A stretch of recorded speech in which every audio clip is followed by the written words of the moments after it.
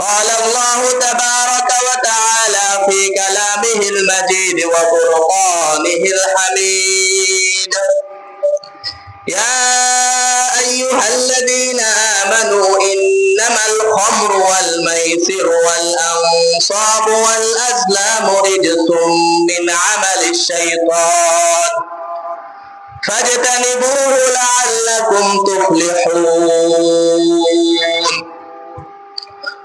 وعن ابن عمر رضي الله تعالى عنه قال قال رسول الله صلى الله عليه وسلم لعن الله الخمر وشاربها وباعيها ومبتاعها وعاصرها ومعتصرها وحاملها والمحمول إليه وآكل ثمنها أو كما قال عليه الصلاة والسلام.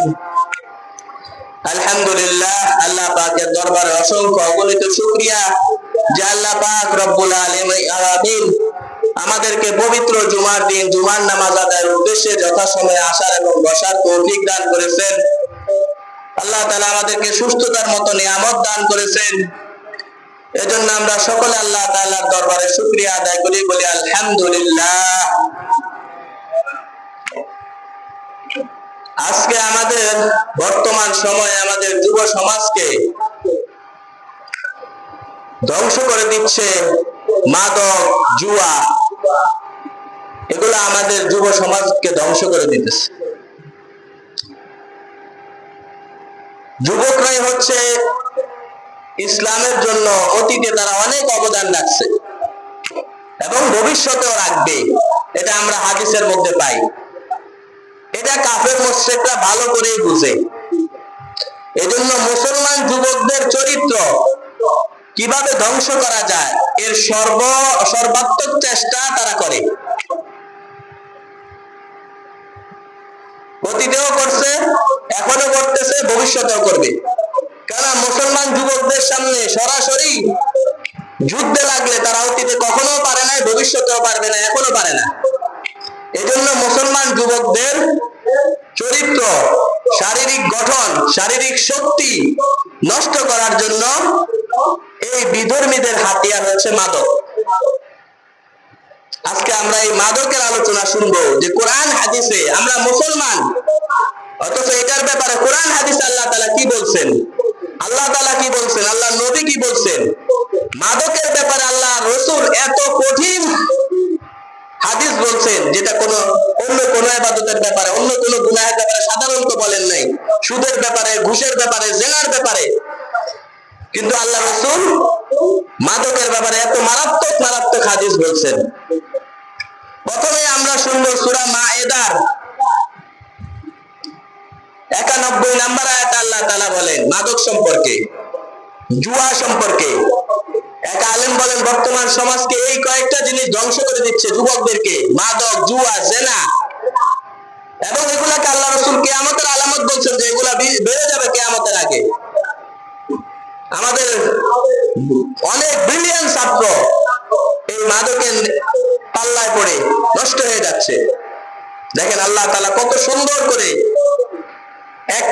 91 নম্বর আয়াত থেকে 93 নম্বর আয়াত পর্যন্ত এই মাদক, জুয়া এগুলো নিয়ে কথা বলছেন, নসিহত করছেন।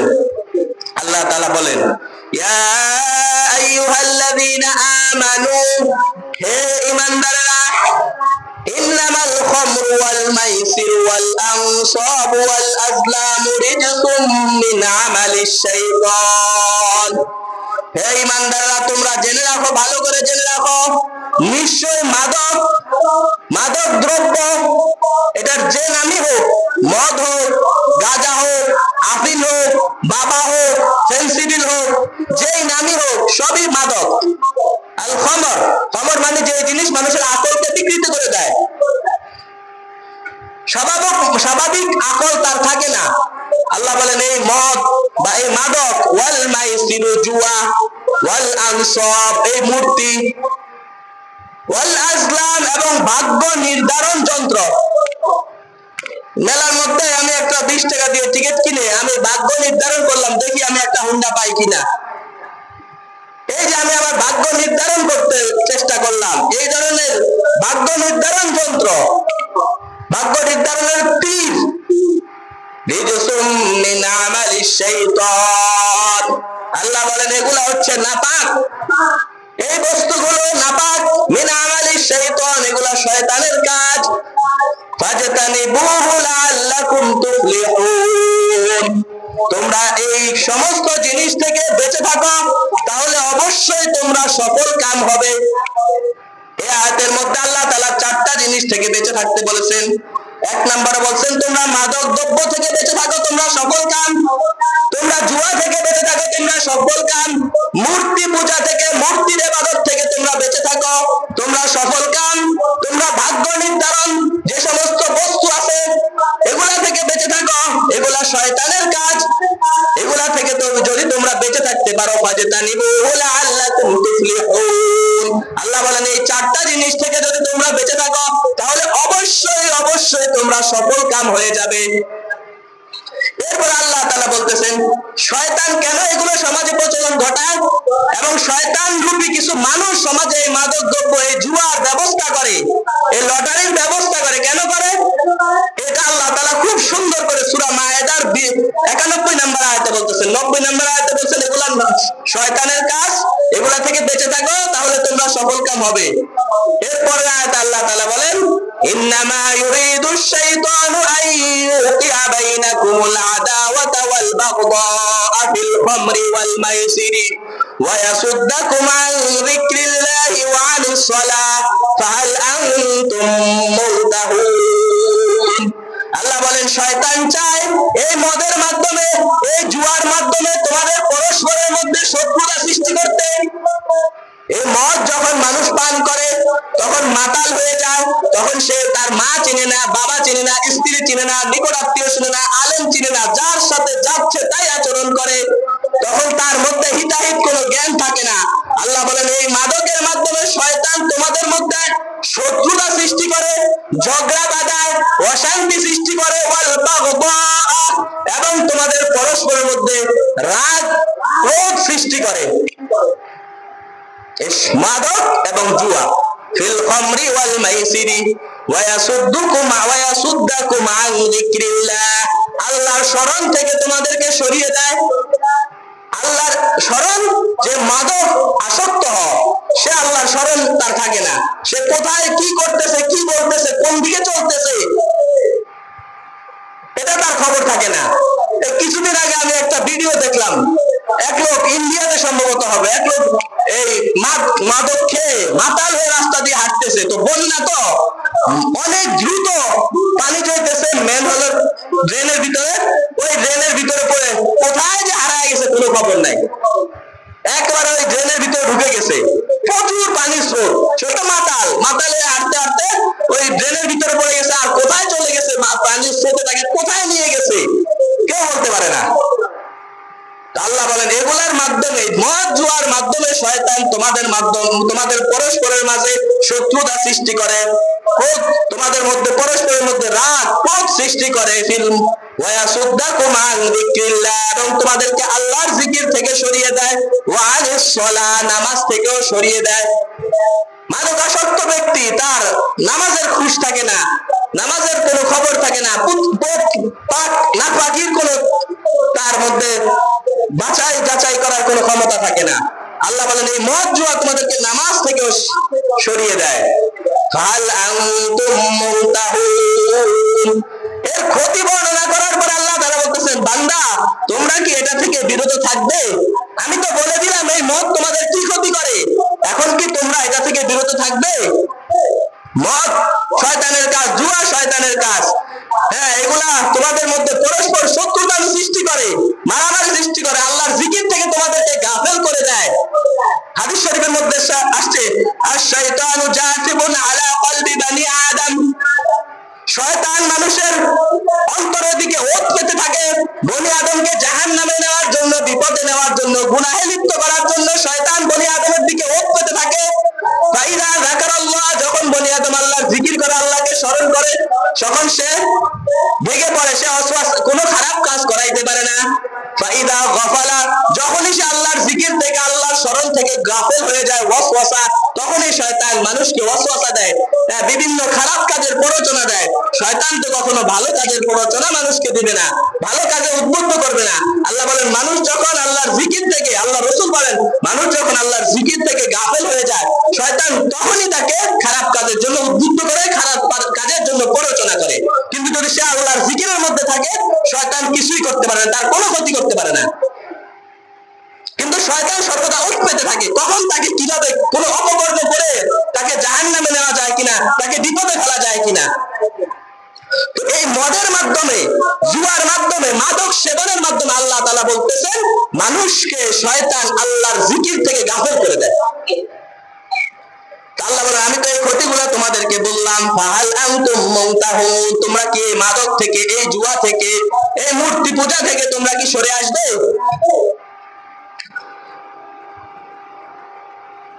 ফাহাল আনতুম মুনতাহুন ওয়া আতিউল্লাহ ওয়ার রাসূল ওয়াহদারু।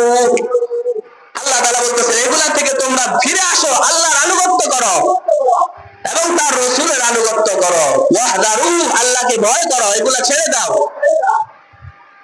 এখন এই যে পূজা আসতেছে, স্কুলগুলা ছুটি দিয়ে দিছে, মুসলমানদের সন্তানরাও যাবে পূজা অনুষ্ঠানে। পূজা অনুষ্ঠানে গিয়ে দেখবে এগুলা আল্লাহর নফরমানির জায়গা। এখানে যে কোনো সময় আল্লাহর গজব আসতে পারে। মুসলমানের সন্তানরা মুসলমান পূজা মণ্ডলে, হিন্দু যত এর চেয়ে কয়েক গুণ বেশি থাকে মুসলমান। কত আফসোস, তারা মূর্তি পূজা করতেছে, আল্লাহর সাথে শিরিক করতেছে, নিজের হাতে একটা জিনিস বানায়া এটাকে তারা প্রভু মানতেছে, আবার 5-7 দিন পরে আবার এটাকে নিজেরাই লাঠি ঘুষি দিয়ে আবার এটাকে পানিতে ডুবাইয়া দেয়, শেষ। আর মুসলমান এটা দেখে, আসমান জমিন এগুলা দেখে কাঁপতে থাকে। জমিন বলে আল্লাহ আমাকে একটু সুযোগ দেন, এরা আপনার জমিনে বসে আপনার নিয়ামত ভোগ করে, এরা আপনার নফরমানি করতেছে, আপনাকে সেজদা না করে মূর্তি নিজের হাতে বানিয়ে তার সেজদা করতেছে, আমাকে একটু সুযোগ দেন, অনুমতি দেন, আমি একটু চেঞ্জ করে আমি ফেটে যাই, এদের সবাইকে গিলে ফেলি। আসমান বলে আল্লাহ আমাকে হুকুম দেন, আমি এদের উপর ফেটে পড়ি, এদের সব ধ্বংস করে দেই। সেটা দেখতে যায় মুসলমানের সন্তান। 12-13 দিন ঈদের ছুটি দেয়, রোজার ঈদ, কোরবান ঈদের ছুটি দেয় 5 দিন 7 দিন, আর পূজা লম্বা ছুটি দিয়ে দিছে স্কুলগুলাতে। যাও তোমরা, ধর্ম যার যার, উৎসব সবার। এটা কুফরি কথা। ধর্ম যার যার, উৎসব সবার, এটা না। ধর্ম যার, উৎসব তার। পূজার মধ্যে গিয়ে অংশগ্রহণ করা, নাচানাচি করা, এগুলো দেখে এটা মুসলমানের উৎসব না। আমরা আমাদের সন্তানদেরকে যেতে দেব না, নিজেরা তো যাবই না, সন্তানরা আমাদেরকে অনেক সময় বলে তাদেরকে যেতে দেব না। এটা আল্লাহ, ওমর রাদিয়াল্লাহু তাআলা বলেছেন এটা হচ্ছে আল্লাহর গজব নাযিল হওয়ার জায়গা, যে কোনো সময় এখানে আল্লাহর গজব নাযিল হতে পারে। আল্লাহ বলেন এগুলা থেকে বিরত থাকো তোমরা, আল্লাহ এবং তার রাসূলের আনুগত্য করো। ওয়া আতিউল্লাহ ওয়ার রাসূল ওয়াহদারু, এবং তোমরা এগুলা ছেড়ে দাও। ফাইন তাওয়াল্লাইতুম, আমি তোমাদেরকে মাদকের কি ক্ষতি সেটা বলে দিলাম, জুয়ার কি ক্ষতি সেটা বলে দিলাম, মূর্তি পূজার কি ক্ষতি সেটাও বলে দিলাম, লটারির মাধ্যমে ভাগ্য নির্ধারণ করা এটার কি ক্ষতি আল্লাহ বলেন আমি এটাও বলে দিলাম। ফাইন তাওয়াল্লাইতুম, তারপরেও যদি তোমরা আমাকে পৃষ্ঠ প্রদর্শন করো, অর্থাৎ আমার এই ধমকির পরেও এগুলা তুমি করছো, মাদকও সেবন করছো, জুয়াও খেলছো, লটারির মাধ্যমে ভাগ্য নির্ধারণ করছো, মেলায় যা 20 টাকা দিয়ে লটারি কিনা তুমি ভাগ্য দেখছো না, ভাগ্য যাচাই করছো। আল্লাহ বলেন ফাইন তাওয়াল্লাইতুম, এর ক্ষতি জানার পরেও যদি মুখ ফিরিয়ে নাও, ফালামু আন্নামা আলা রাসূলিনাল বালাগুল মুবিন,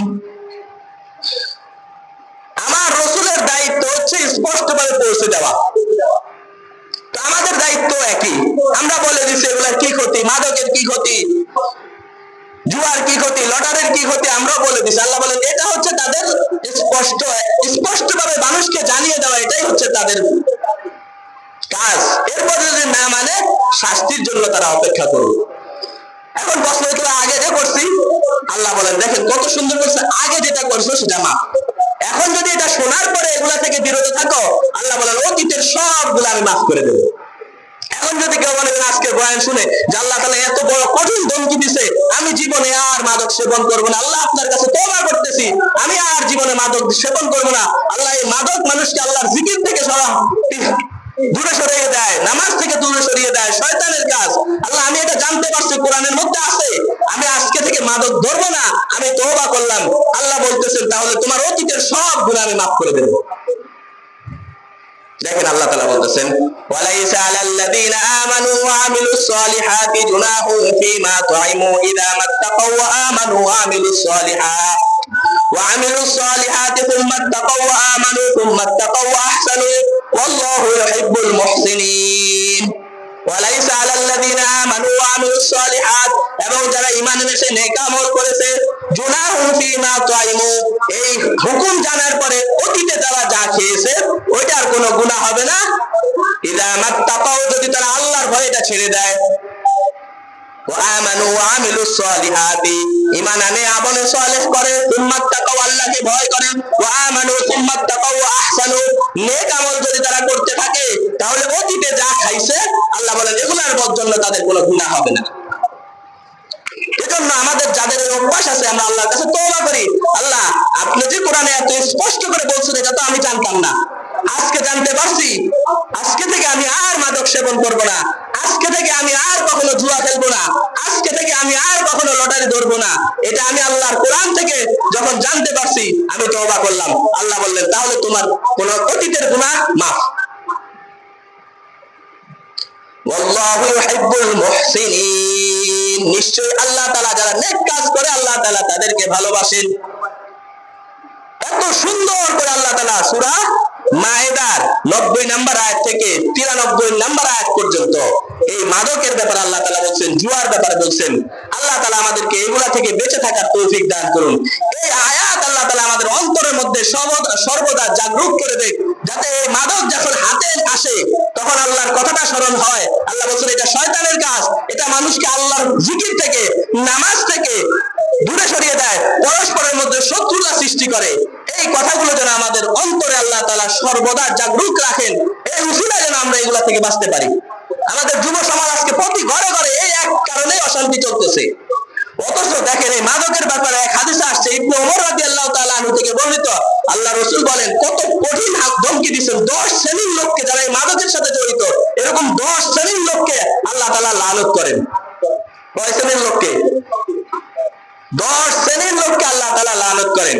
লানাল্লাহুল খামরা, আল্লাহ রাসূল বলেন আল্লাহ তাআলা যে মদ মাদক এটার উপর আল্লাহ তাআলা লানত, ওয়া শারিবাহা যে মাদক সেবন করে তার উপর আল্লাহ তাআলা লানত, ওয়া বাইহা যে বিক্রি করে তার উপর আল্লাহ লানত, ওয়া মুবতাহা যে ক্রয় করে তার উপর আল্লাহ লানত, ওয়া আসিরাহা যে ফ্যাক্টরিতে যে কারখানাতে যারাই মদ তৈরি করে তাদের উপর আল্লাহ লানত, ওয়া মুতাসিরাহা যার জন্য এই মদ প্রস্তুত করা হচ্ছে, মাদক প্রস্তুত করা হচ্ছে তার উপর আল্লাহ লানত, ওয়া হামিলাহা যে গাড়িওয়ালা গাড়িতে বহন করে এটা নিয়ে আসছে তার উপর আল্লাহ লানত। অনেক সময় মাদক সেবীরা কি করে, যে ব্যবসায়ী এই একটা পোটলা দিয়ে দেয়, এই ধরো এই পোটলাটা নিয়ে অমুক জায়গায় পৌঁছায় দিও, ধরো তোমার 500 টাকা দিলাম। গাঞ্জার একটা পোটলা ধরায় দিছে, ফেন্সিডিলের একটা কার্টন ধরায় দিছে, দিয়া বলে যে এই ধরো 500 টাকা, তোমার ভাড়া তো এখান থেকে মাত্র 50 টাকা, তোমার 500 টাকা দিলাম, অমুক দোকানে দিয়া বা অমুকের কাছে তুমি দিয়ে দিবা। এই যে সে এটা বহন করলো, আল্লাহ রাসূল বলেন হামিলাহা যে মাদক দ্রব্য বহন করে নিয়ে আসলো তার উপর আল্লাহ লানত, ওয়াল মাহমুলা ইলাইহি এবং যার কাছে এই মাদক দ্রব্য বহন করে নিয়ে যাওয়া হলো, যার কাছে সাপ্লাই দেওয়া হলো তার উপর আল্লাহর লানত, ওয়া আকিলা সামানিহা এবং যে এর লাভ্যাংশ ভোগ করলো, মাদক দ্রব্য যে বিক্রি করছে সে হয়তো মাদক খায় না, কিন্তু সে এটা লাভ্যাংশ দিয়ে নিজের সন্তানকে পালে, নিজের স্ত্রীকে খাওয়ায়, নিজের মা বাপকে খাওয়ায়। আল্লাহ রাসূল বলেন যারা এই মাদকের লাভ্যাংশ যারাই খাবে তাদের উপরই আল্লাহর লানত। তাহলে চিন্তা করেন কত বড় ধমকি, এটার আশেপাশেই ঘেঁষা যাবে না। যে হাদিস আসছে বোঝা যাইতেছে এই মাদকের সাথে সংশ্লিষ্ট কোনোভাবেই যদি সে মাদকের সাথে সংশ্লিষ্ট হয় তার উপরই আল্লাহর লানত। এরকম 10 শ্রেণীর লোকের উপর আল্লাহ তাআলা লানত করেছেন, আল্লাহ রাসূল এই হাদিসের মধ্যে বলছেন। এবং আরেক হাদিসের মধ্যে আল্লাহ রাসূল বলেন যে আল খামরু উম্মুল খাবাইস, মদ হচ্ছে সমস্ত খারাপ কাজের মূল, মা সমস্ত খবিস সমস্ত খারাপ কাজের হচ্ছে মদ। আকবরুল কাবাইর, এবং অনেক বড় কবিরা গুনাহ। এখন প্রশ্ন হলো যে মদকে, মাদককে আল্লাহ রাসূল কেন উম্মুল খাবায়েস বলছেন? সমস্ত কাজের, সমস্ত খারাপ কাজের প্রধান মা হচ্ছে মাদক দ্রব্য। এটার একটা হাদিসে একটা ঘটনা আছে, ওই ঘটনা যদি আমরা শুনি তাহলে বুঝতে পারবো যে কেন আল্লাহ রাসূল মাদককে বলছেন সমস্ত খারাপ কাজের মা, সমস্ত খারাপ কাজের মূল। এক হাদিসের মধ্যে আল্লাহ রাসূল বলেছেন, কানা মান কানা মিন ক্বাবলিকুম রাজুলান সালিহান মিন বানি ইসরাঈল, বনি ইসরাইলের মধ্যে এক নেককার লোক ছিল। তোমাদের পূর্বে বনি ইসরাইলের মধ্যে একজন সৎ লোক ছিল, অনেক ভালো কাজ ইবাদতের মধ্যে সে সময় কাটাইতো। ওই এলাকার এক বাগিয়া, খারাপ মহিলা তার প্রতি আসক্ত হয়ে যায়। অতঃপর সে একদিন তার খাদেমা মহিলা এক দাসীকে পাঠাইছে, যাও ওই অমুক হুজুরকে আমার বাড়িতে নিয়ে আসো। কি বলে? যে বলবা যে আমার মনিব আপনাকে একটা বিষয়ে সাক্ষী রাখবে, আপনি আসেন, সাক্ষী থাকবেন। তো কোরআন শরীফে আছে, ওয়ালা ইয়াকবাস শুহাদা ইযা মা দুউ, তোমাদেরকে যদি কেউ সাক্ষীর জন্য ডাকে, ভাই আমি অমুক জমিটা অমুকের কাছে বিক্রি করতেছি, তুমি সাক্ষী থাকো, তাহলে তুমি অস্বীকার করো না। ওয়ালা ইয়াকবাস শুহাদা ইযা মা দুউ, কাউকে যদি কোনো কাজের জন্য সাক্ষী থাকার জন্য বলা হয় তাহলে সে যেন অস্বীকার না করে। তো আপনাকে একটা বিষয়ে সাক্ষী রাখবে আমার মনিব, আপনাকে তার ঘরে যাইতে হবে। ওই লোক তো বুজুর্গ মানুষ, সরল বলে চলে গেছে। যাওয়ার সাথে সাথে ওই মহিলা তো আগে থেকে প্ল্যান করে রাখছে, ঘরের দরজা আটকায় দিছে। আটকায় বলে, সাক্ষী টাক্ষের কোনো বিষয় না, আমি আপনাকে আনছি, আপনাকে আমার সাথে অপকর্ম করতে হবে। বলছে এটা আমার পক্ষে সম্ভব না। বলছে তাহলে ওই যে ছোট্ট বাচ্চা দেখা যাইতেছে এটাকে হত্যা করতে হবে। বলছে এটাও আমার পক্ষে সম্ভব না। বলছে তাহলে এই যে এক বোতল মদ রাখা আছে, এক গ্লাস মদ রাখা আছে, এই মাদক আপনাকে সেবন করতে হবে। তিনটার একটা অবশ্যই আপনাকে করতে হবে, হয় আমার সাথে অপকর্ম করতে হবে, অথবা ওই ছোট বাচ্চাটাকে হত্যা করতে হবে, অথবা মদ সেবন করতে হবে। এই মাদক আপনাকে সেবন করতে হবে।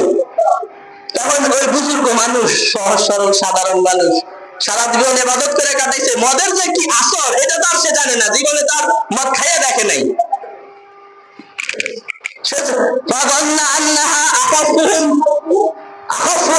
এই তিন অপরাধ, জেনা, হত্যা, মদ পান, এই তিন অপরাধের মধ্যে সে মনে করছে যে মদ পানটা হচ্ছে সবচেয়ে হালকা অপরাধ। ঠিক আছে, আমাকে ওই মদ এনে দাও, মদ খাবো, তারপরে আমি এত দুর্বল অপরাধ, একটা শিশুকে হত্যা করতে পারবো না, জেনা করতে পারবো না। জেনার শাস্তি হচ্ছে, আল্লাহ তাআলা বলছেন যে যারা জেনা করবে তাদেরকে বিবাহিত হলে পাথর মেরে হত্যা করে ফেলো। তাহলে কত বড় অপরাধ! মানুষকে হত্যা করা এটাও অনেক বড় অপরাধ। আল্লাহ তাআলা বলছেন যে অন্যায় ভাবে একটা মানুষকে হত্যা করলো, ফাকান্নামা কাতালান নাসা জামিআ, সে পুরা পৃথিবীর মানুষকে অন্যায় ভাবে হত্যা করলে যে গুনাহ হইতো, একটা মানুষকে অন্যায় ভাবে হত্যা করলে তার আমলনামায় ওই রকম গুনাহ জমা হয়, এবং ওই লোক যত গুনাহ করছে হত্যাকারীর আমলনামায় সব গুনাহ চলে যায়। এবং কাল কিয়ামতের মাঠে এই লোকটা তার বিরুদ্ধে তাকে ধরে নিয়ে, আল্লাহ অন্যায় ভাবে আমাকে হত্যা করছে, তাকে আল্লাহ তাআলা ওইভাবে যেভাবে সেই লোকটাকে মারছে, হত্যা করছে, জাহান্নামের মধ্যে ফেরেশতারা তাকে ওইভাবে বারবার হত্যা করতে থাকবে। এত বড় গুনাহ আমি করতে পারবো না। মদ পানকে সে মনে করছে আখাফাহা, এটাই সবচেয়ে ছোট অপরাধ। উম্মুল খাবাইস, রাসূল কেন বলছেন যে মাদক সেবন করা সমস্ত অপরাধের গোড়া, সমস্ত অপরাধের মূল কেন বলছেন? এই হাদিস, এই ঘটনাটা হাদিসের মধ্যে আসছে। ফাশারিবাহা, ওই অল্প মদ সেবন করছে, সেবন করার সাথে সাথে তার ভিতরে মাতলামি শুরু হয়েছে। তখন সে ওই মহিলাকে বলতেছে আমাকে আরো দাও, আরো খাইছে। খাওয়ার পরে যখন মাতলামি শুরু হয়েছে, এখন সে ওই মহিলার সাথে জেনাও করছে, ওই শিশুকে হত্যাও করছে। এতক্ষণ যে ওই গুনাহকে বড় গুনাহ মনে করতেছিল, যে না এটা জেনা অনেক বড় গুনাহ, এই মানুষকে হত্যা করা নিরপরাধ, বিশেষ করে একটা শিশু হত্যা, নিরপরাধ শিশু, এটা হত্যা করাকে সে এতক্ষণ বড় গুনাহ মনে করতেছিল। আর যখনই সে মাদক সেবন করছে, তার হিতাহিত জ্ঞান শূন্য হয়ে গেছে, তার আকল নাই হয়ে গেছে, তার আকল ঢাকা পড়ে গেছে ওই মাদকের নিচে, সে তিন অপরাধে লিপ্ত হয়ে গেছে। এজন্যই হাদিসের মধ্যে আল্লাহ রাসূল বলেন আল খামরু উমুল খাবাইর ওয়া আকবারুল কাবাইর, মদ হচ্ছে, মাদক হচ্ছে সমস্ত গুনাহের মা, সমস্ত গুনাহের মূল, এবং এটা অনেক বড় কবিরা গুনাহ। হাদিস শরীফের মধ্যে আল্লাহ রাসূল বলেন যে ব্যক্তি মদ পান করবে, মান শারিবাল খামরা ফিদ দুনিয়া, যে ব্যক্তি মাদক সেবন করবে দুনিয়াতে, আল্লাহ তাআলা তাকে তিনাতুল খাবাল পান করাবেন। সাহাবা একরাম জিজ্ঞাসা করলেন ইয়া রাসূলুল্লাহ মা তিনাতুল খাবাল, তিনাতুল খাবাল আবার কি জিনিস? আল্লাহ রাসূল বললেন আরাকু আহলিন নার, জাহান্নামীদের পুজ, অফি রিওয়ায়াতিন সাদীদুন ইয়াসিদু মিন আহলিন নার, জাহান্নামীদের পুজ, জাহান্নামের মধ্যে একটা গর্ত আছে, ওই গর্তের মধ্যে জাহান্নামীদের শরীর থেকে রক্ত, পুজ, ঘাম সব গিয়ে এক জায়গায় জমা হয়, ওই জায়গা, ওইটাই হবে জাহান্নামীদের খাবার। এটাকে বলা হয় তিনাতুল খাবাল। আল্লাহ রাসূল বলেন যে দুনিয়াতে এই মদ পানে অভ্যস্ত হবে, মাদক দ্রব্য যারা সেবন করবে, তাদেরকে আল্লাহ তাআলা এই জাহান্নামের পুষ, জাহান্নামীদের শরীরের রক্ত, জাহান্নামীদের শরীরের ঘাম, এগুলো হবে জাহান্নামীদের খাদ্য, মাদক সেবীর খাদ্য। আরেক হাদিসের মধ্যে আল্লাহ রাসূল বলেন মান শারিবাল খামর ফাসাকার, যে মদ পান করলো অতঃপর মাতলামি শুরু হয়ে গেল, মাদক দ্রব্য সেবন করার পরে মাতলামি শুরু হলো, মাতা সাকরানা, সে মৃত্যু হবে, তার মৃত্যু হবে এই মাতাল অবস্থায়। ওয়া দাখালাল কবর সাকরানা, সে যখন কবরে প্রবেশ করবে তখনও সে মাতাল অবস্থায় প্রবেশ করবে। ওয়া লাকিয়াল্লাহু সাকরানা, আল্লাহর সাথে তার সাক্ষাৎ হবে মাতাল অবস্থায়। আল্লাহ তাআলা তাকে জিজ্ঞাসা করবেন এই এমন করতেছে কেন? আল্লাহর সামনে তাকে যখন হিসাবের জন্য দাঁড় করানো হবে, হাদিস শরীফের মধ্যে আসছে প্রত্যেক ব্যক্তিকে আল্লাহ তাআলা সামনে দাঁড়াইতে হবে। লাইসা বাইনাহু ওয়া বাইনাল্লাহি তারজুমান, মাঝখানে অন্য কোনো প্রতিবন্ধক থাকবে না, ডাইরেক্ট আল্লাহ সরাসরি কথা বলবেন, বান্দা তোমাকে যে হায়াত দিয়েছিলাম এই হায়াত কোন কাজে ব্যয় করছো, ইবাদত কতটুকু করছো, এই যে জিন্দেগি শেষ করে আসলা কামাইছো কতটুকু, আখিরাতের জন্য কি নিয়ে আসছো, আমি আল্লাহর কি ইবাদত করছো? আমি তো বলছিলাম ওমা খালাকুতুল জিন্না ওয়াল ইনসা ইল্লা লিয়াবুদুন, আমি মানুষ এবং জিন জাতিকে আমি আল্লাহর ইবাদতের জন্যই সৃষ্টি করেছি। ওয়া খালাকালাকুম মা ফিল আরদি জামিআ, এবং জমিনে যা কিছু আছে আল্লাহ বলেন সব কিছু আমি মানুষের জন্য সৃষ্টি করেছি। মানুষ এবং জিন এই দুই জাতি শুধু আল্লাহর ইবাদত করবে। এজন্য হাদিস আসছে আদ দুনিয়া খুলিকাত লাকুম, দুনিয়া তোমাদের জন্য সৃষ্টি করা হয়েছে, ওয়া আনতুম খুলিকতুম লিল আখিরা, আর আল্লাহ তাআলা তোমাদেরকে সৃষ্টি করেছেন আখিরাতের জন্য। আমরা দুনিয়াতে যত মানুষ এবং জিন ছাড়া যত কিছু দেখতেছি, এদের জান্নাতও নাই জাহান্নামও নাই, জান্নাতও নাই জাহান্নামও নাই। হাদিসে এরকম একটা ঘটনা আসছে যে দুনিয়াতে যদি কেউ কারোর উপর জুলুম করে, প্রাণীদের মধ্যে মনে করেন একটা শিংওয়ালা গরু আর একটা শিংবিহীন গরুকে গুতা দিছিল, বলছে কাল কিয়ামতের মাঠে এটারও বিচার হবে। ওই যে শিংবিহীন গরু সেটাকে আল্লাহ তাআলা শিং দিয়ে দিবেন, বলবেন তোমাকে দুনিয়াতে যেভাবে একটা গুতা দিছে তুমি ওইরকম একটা দিয়ে দাও। দেওয়ার পরে আল্লাহ তাআলা বলবেন কুনু তুরাবা, তোমরা মাটি হয়ে যাও। এই অবস্থা দেখে তখন কাফেররা বলবে, যারা ঈমান আমল নিয়ে যেতে পারে নাই, আল্লাহর হুকুম দুনিয়াতে মানে নাই, তারা বলবে ইয়া লাইতানি কুনতু তুরাবা। এই ঘটনাটা সবার সামনে হবে যখন দেখবে যে প্রাণীদের বিচার হচ্ছে, বিভিন্ন অন্যান্য জীব জানোয়ারের বিচার হচ্ছে, বিচার শেষে আল্লাহ বলতেছেন কুনু তুরাবা, তোমরা মাটি হয়ে যাও, সাথে সাথে তারা মাটি হয়ে যাবে। তখন ইয়াকুলুল কাফিরু ইয়া লাইতানি কুনতু তুরাবা, তখন কাফেররা বলতে থাকবে হায় আফসোস, আজকে যদি আমরাও মাটি হয়ে যেতাম। আল্লাহর সামনে যখন হিসাব দিতে হবে, প্রত্যেক আল্লাহ রাসূল বলেন সবাইকে আল্লাহর সামনে দাঁড়াইতে হবে, একবার প্রত্যেকটা মানুষকে আল্লাহর সামনে দাঁড়ায়া হিসাব দিতে হবে, কোনো প্রতিবন্ধক থাকবে না, কোনো উকিল লাগবে না, কোনো বিচারক লাগবে না, আল্লাহ তাআলা ডাইরেক্ট তার সাথে কথা বলবেন। লাইসা বাইনাহু ওয়া বাইনাল্লাহি তারজুমান, কোনো দোভাষী লাগবে না, আল্লাহর কথা সে বুঝবে, আমি আল্লাহর কথা বুঝবো, আল্লাহ আমার কথা বুঝবেন, ডাইরেক্ট। বুঝছো এত মানুষের বিচার, কত লক্ষ কোটি বছর লাগবে? আল্লাহ বলেন না, লক্ষ কোটি বছর লাগবে না। কোরআন শরীফের মধ্যে আসছে অল্প সময়ের মধ্যে আল্লাহ তাআলা সব হিসাব নিয়ে নেবেন। হিসাব শুরু হতে একটু দেরি হবে, 50,000 বছর কিয়ামতের মাঠে দাঁড়ায় থাকতে হবে। এরপরে মানুষ সমস্ত নবীদের কাছে দৌড়াইতে থাকবে, আদম আলাইহিস সালামের কাছে যাবে, নূহ আলাইহিস সালামের কাছে যাবে, ঈসা আলাইহিস সালামের কাছে যাবে, মুসা আলাইহিস সালামের কাছে যাবে যে আপনি একটু শুরু করতে বলেন আল্লাহকে বিচার কার্য, আমাদের আর ধৈর্য ধারণ করতে আমরা পারতেছি না, এই কঠিন সূর্য আধা হাত উপরে। তখন আল্লাহ রসুলের সুপারিশে বিচার কার্য শুরু হবে। হাদিসে শাফাআতে কুবরা, এই ঘটনা আমরা বয়ান করছি, এটাকে বলা হয় হাদিসে শাফাআতে কুবরা। আল্লাহ রসুল সবচেয়ে বড় সুপারিশ করবেন এই কিয়ামতের মাঠে। আল্লাহ রসুল যখন সুপারিশ করবেন তখন বিচার কার্য শুরু হবে। এর আগে 50,000 বছর দাঁড়িয়ে থাকতে হবে, কবরে থাকতে হবে 40,000 বছর কমপক্ষে। যে একেবারে কিয়ামতের আগে মুহূর্তে মারা যাবে তাকেও কমপক্ষে কবর জীবন থাকতে হবে 40,000 বছর। পুলসিরাতের রাস্তা আমরা যেটা শুনি সেটাও 30,000 বছরের রাস্তা। 50, 30, 40 কত হইল? কত? 1,20,000 বছর।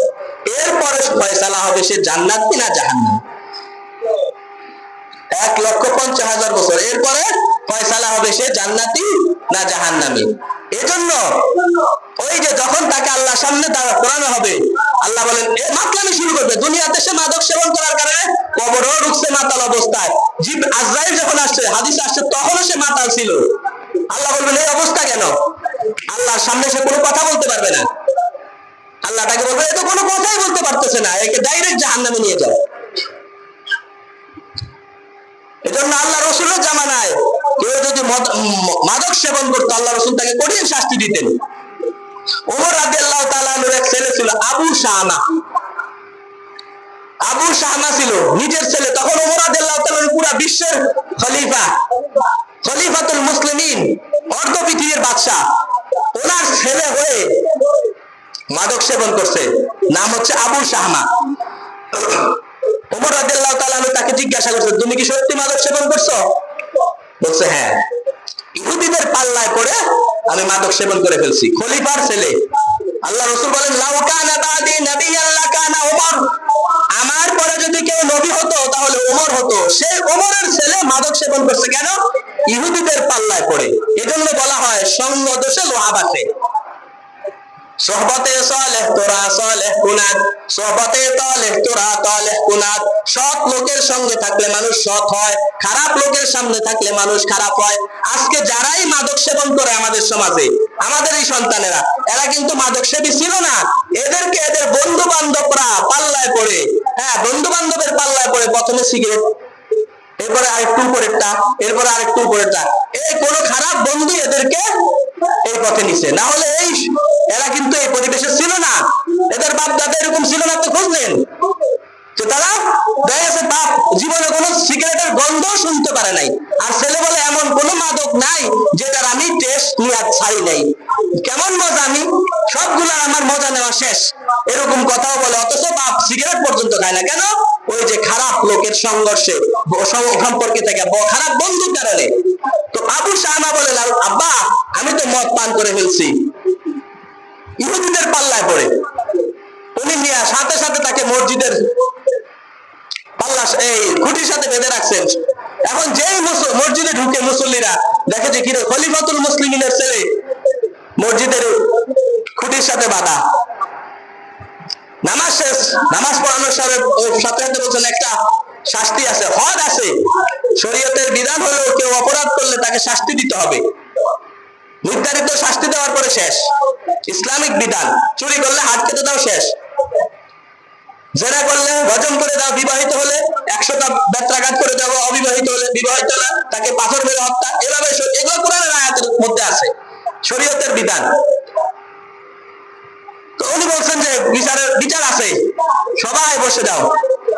আবু শাহমা বলছিল আব্বা আমার বিচারটা আপনি আমাকে মেরে ফেলেন, তারপরে আমাকে জনসম্মুখে আমাকে শাস্তি দিয়েন না, জনসম্মুখে আমাকে শাস্তি দিন না, গোপনে আমাকে 80টা দুর্রাত 80টা বেত্রাঘাত, মদ পান করে মাদক দ্রব্য সেবন করলে তাকে 80টা বেত্রাঘাত মারা হবে, এটা হলো শরীয়তের বিধান।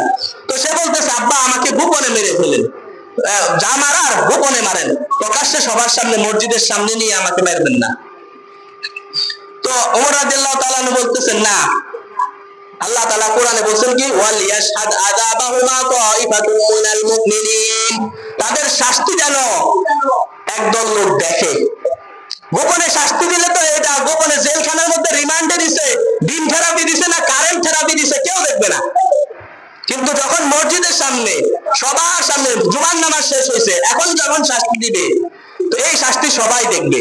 দেখার কারণে যাদের ভিতরে অপরাধ আছে তারা সবাই সতর্ক হয়ে যাবে, না আরে এই অপরাধ করা যাবে না, তওবা করে ফেলবে।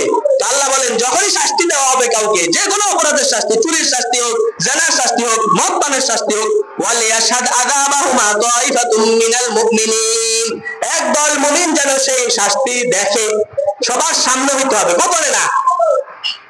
তো উনি বলেন আল্লাহ তাআলা বলছেন প্রকাশ্যে শাস্তি দিতে, তুমি বলতেছো গোপনে, এটা হবে না। জল্লাদকে ডাইরেক্ট হুকুম দিয়েছেন মারতে থাকো, প্রত্যেকটা আঘাতে আঘাতে ওনার শরীর থেকে রক্ত ছিটকে পড়তেছে। ওমর রাদিয়াল্লাহু তাআলা বলছেন তোমার মায়ের হয় না, উনি নিজেই চাবুক নিয়ে মারা শুরু করছেন। মারতে মারতে 30টা মারার পরে ওমর রাদিয়াল্লাহু তাআলার স্ত্রী আয়েশা বলছে আর মাইরো না, আমার সন্তান মারা যাবে, ওর বিনিময়ে আমি রোজা রাখবো, পায়ে হেঁটে হজ করবো, অনেক দান শ্রদ্ধা করবো, তারপরও মাফ করে দাও। ওমর রাদিয়াল্লাহু তাআলা বলছেন এটা আল্লাহর শাস্তি, আমার এখানে মাফ করার কোনো অধিকার নাই। মাদক সেবন করলে 80 দৌড়া মারতে হবে, এটা আল্লাহর শাস্তি।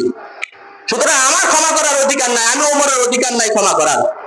সর্বশ্রেষ্ঠ যখন মারছেন, একটা দুইটা করে করে সর্বশ্রেষ্ঠ যখন মারছেন, আবু শামা পড়ে গেছে। মানুষ যা দেখে যে আবু শামা আর নাই, আবু শামা মারা গেছে। দেখেন নিজের ছেলেকে পর্যন্ত ছাড় দেন নাই। তবে একটা খুশির সংবাদ আছে, কিছুদিন পরে 40 দিন পরে হুযায়ফা রাদিয়াল্লাহু তাআলা স্বপ্নে দেখলেন যে আবু শামা আল্লাহ রাসূলের সাথে একসাথে হাঁটতেছে। বলছে আল্লাহ রাসূল বলছেন হুযায়ফা তুমি ওমরকে সুসংবাদ দিয়ে দাও, আমার সালাম পৌঁছায় দাও, আর বলবে তোমরা এভাবে আল্লাহর কোরআন পড়বে আর আল্লাহর বিধান এভাবে জমিনে বাস্তবায়ন করবে। আমি খুশি হয়েছি, এই শাস্তি দেখে আমি খুশি হয়েছি, আমার সালাম ওমরের কাছে পৌঁছায় দিও। তোমরা এভাবে আল্লাহর কোরআন পড়বে আর এই আল্লাহর বিধান সমাজে বাস্তবায়ন করবে।